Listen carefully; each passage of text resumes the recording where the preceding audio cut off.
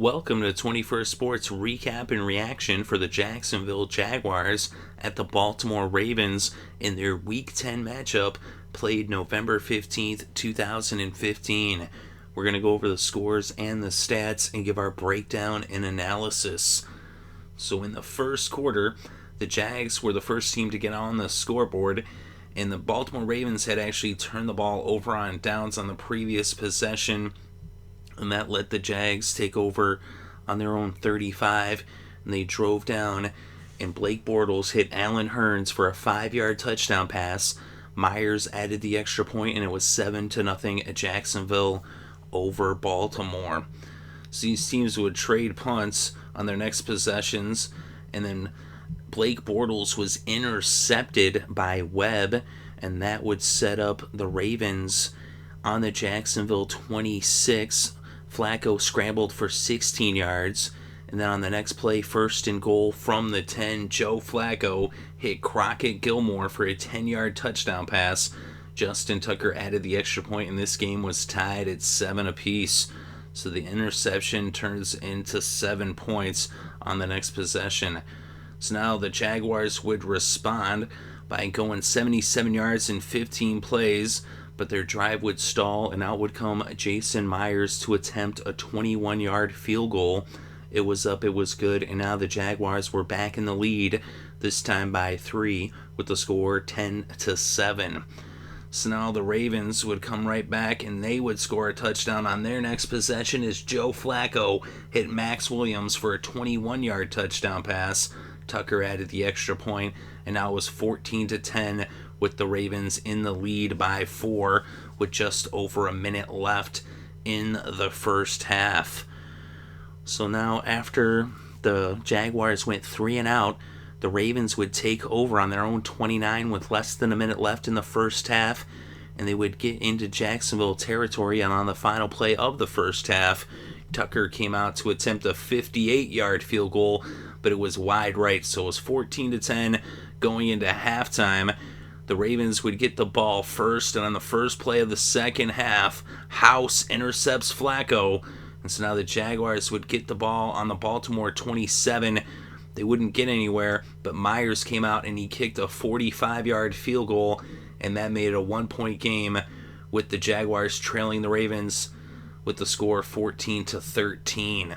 So now in the next possession, Baltimore would be intercepted as Flacco was intercepted for the second time in the second half by House. So another interception. Of course, they got the field goal as a result of that other interception, but this time the Jaguars would end up punting the ball away after 4 plays.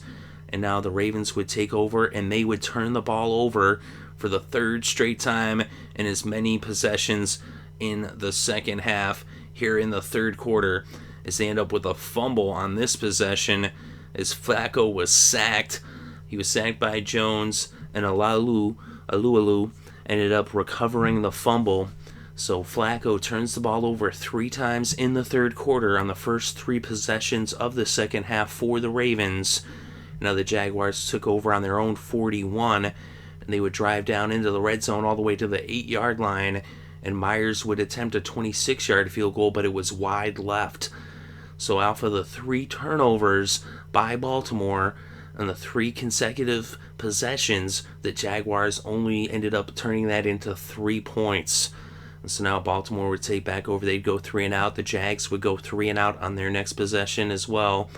And now Jacksonville, after having gone 3 and out on the punt, we have a fumble, and now the Jacksonville Jaguars would take over. So Ross fumbles the catch, and so now the Jaguars took over after going 3 and out. They had the ball now on the Baltimore 37, and they would end up with a 15-yard touchdown pass by Blake Bortles to Allen Robinson.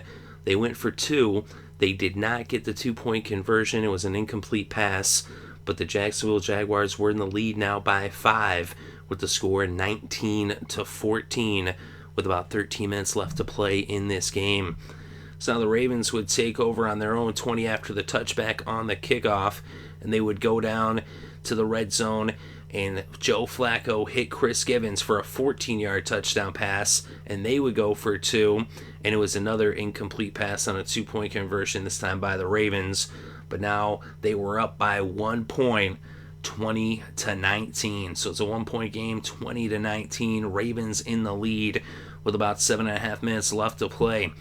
Jacksonville would end up punting on their next possession after 6 plays, and then the Ravens would take over with about 4 minutes left to play on their own 20, but they would end up punting after 7 plays as they would punt from the Jacksonville 43 with just over a minute left to play. So now there's a minute left, just over a minute. The Jaguars are on their own 20, 80 yards away from the end zone, but they only need a field goal to win this one, down by 1. And Blake Bortles on first down went to Lee. He picked up 8 yards on a pass. Bortles then went to Hearns on second down, picked up 6, and now it's first down on the Jacksonville 34.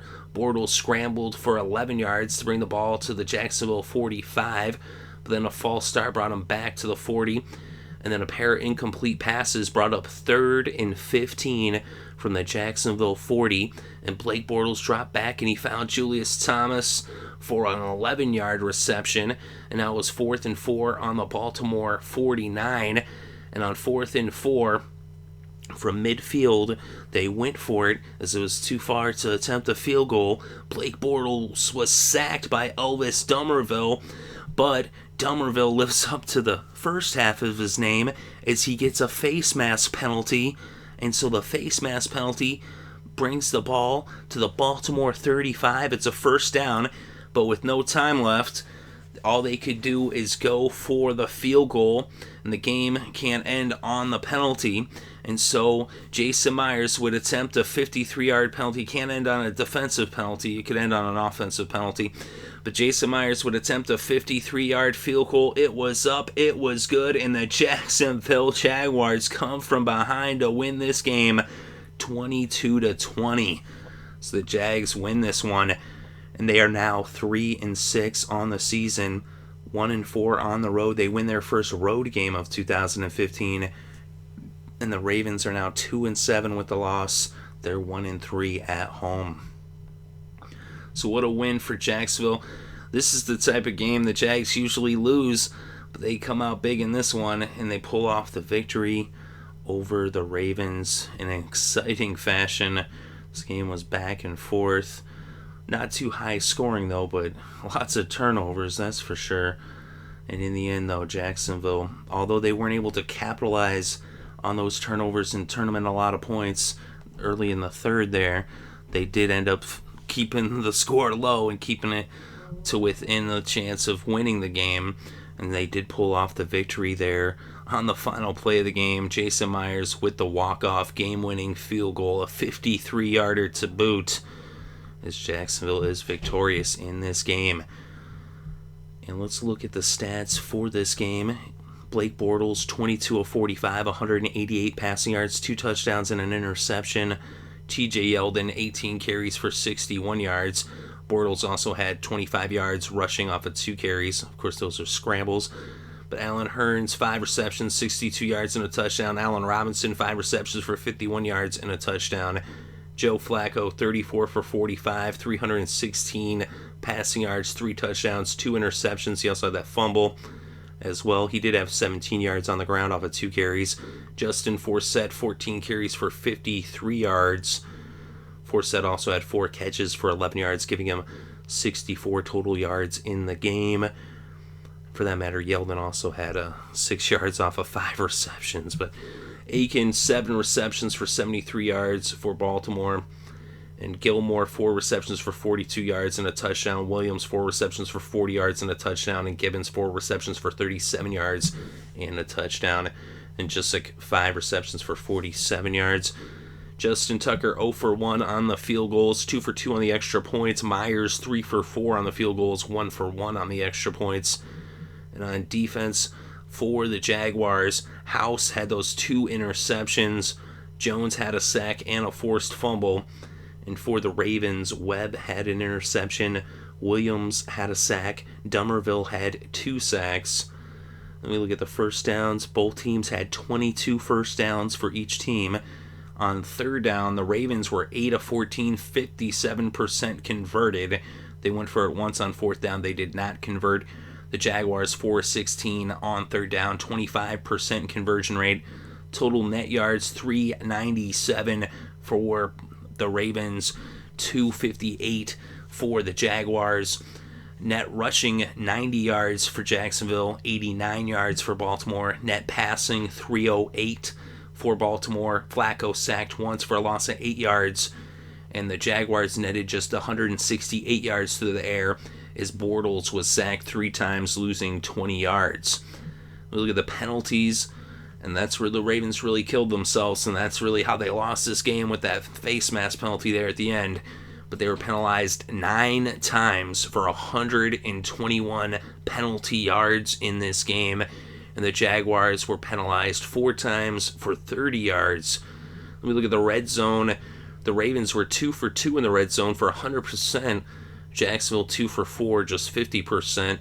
And the time of possession, 30 minutes, 32 seconds for the Jaguars, 29 minutes, 28 seconds for the Ravens.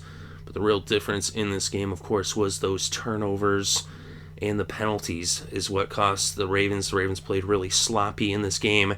They did put up, some big numbers, statistically speaking, through the air. But the 2 interceptions, the fumble, although it only led to 3 points, that still kept them from putting points on the scoreboard. And then the penalties, especially that face mask penalty at the end, this ended up costing the Ravens this one at home as Jacksonville gets a big win on the road. But let me know what you think in the comments section below. Definitely interested to read your thoughts and opinions. Thank you very much for listening. It's greatly appreciated. I hope you're having a good day and had a great weekend and enjoyed all the sports.